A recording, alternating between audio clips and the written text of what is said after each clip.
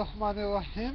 সম্মানিত দেশবাসী, আমি বলতে যাচ্ছি 1757 সালে যে যে অবস্থার উপর মির্জাফরের নেতৃত্বে বিশ্রাম নেওয়া নবাব বাহিনীর উপর যেভাবে আক্রমণ করে বাংলার স্বাধীনতার সূর্য সেদিনের জন্য অস্ত গিয়েছিল। আজকে কিন্তু আমাদের সেরকম একটা গুরুত্বপূর্ণ সময়। আমাদের পাশের দেশ বা আওয়ামী বাকশালীদের ষড়যন্ত্র এখন আমাদের গণতন্ত্রগামী জনগণের জয়ের কাছাকাছি অবস্থান নিয়েছে। এমনকি সেরকম একটা পরিস্থিতি সৃষ্টি হওয়ার সম্ভাবনা খুবই বেশি। কারণ আপনার এই জন্য দেশের প্রতিটা নাগরিক আপনারা দেশের প্রতিটা নাগরিক হচ্ছেন আপনারা দেশের এক একজন রক্ষক। আপনারা এই মুহূর্তে আপনাদের চোখ কান নাক সব খোলা রাখবেন। কারণ দেশের জন্য এবং জাতির জন্য এখন একটা গুরুত্বপূর্ণ খুব ইম্পর্টেন্ট একটা সময়। আপনারা আপনারা দেখুন এখন পাশের দেশ কি করতেছে না করতেছে। আমাদেরকে কিন্তু তিস্তার পানি দিচ্ছে না, আমাদের থেকে শুধু নিচ্ছে আর নিচ্ছে, আমাদের লুট করতেছে। এ হচ্ছে যাই পাশের দেশের চিন্তা ভাবনা।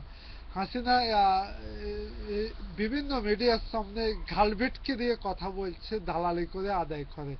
দালালি করে কি আদায় করতেছে না লুটিয়ে দিচ্ছে, সে কথা আমি জাতির কাছে একটাই প্রশ্ন করতে যাচ্ছি। সম্মানিত দেশবাসী, আপনারা তো দেখছেন সেই ঐতিহাসিক হেফাজত ইসলামের আন্দোলনের উপর যে তীব্র হামলা। এর জন্য শুধু হাসিনার একা নয়, এর সাথে অন্য কেউ হয়তো ছিল। অনেকগুলা মিডিয়ার তথ্য দিতে দিয়েছে, এমনকি অনেক প্রিন্টের মাঝে অনেক কথা এসে যায়। তারপর এই দেশকে এই জাতিকে আমরাই রক্ষা করতে হবে। আমরা এই দেশের প্রতিটা নাগরিক হচ্ছে যায় দেশের রক্ষক। আজকে সবাই দেশ নেত্রী বেগম খালেদা জিয়ার দিকে তাকিয়ে না থাকি, দেশে যার যার অবস্থান আছে সব অবস্থান থেকে সবাই প্রতিবাদ করুন। দেশে দেশের প্রতিটা সম্পদের উত্তরাধিকারী এই দেশের প্রতিটা নাগরিক। সম্মানিত দেশবাসী, আপনারা দেখুন দেশ নেত্রী বেগম খালেদা জিয়া দেশের জনগণের অধিকার আদায় করার জন্য মাঠে এসেছেন।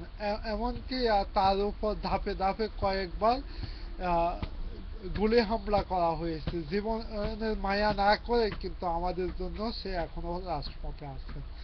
সম্মানিত দেশবাসী, আজকে আজকে দেশে অবৈধ বাকশালীদের গদিতে নীরব ভূমিকম্প চলতেছে। তারা নিজেদের রক্ত নিজেরা খাচ্ছে, নিজেদেরকে নিজেরা হত্যা করতেছে।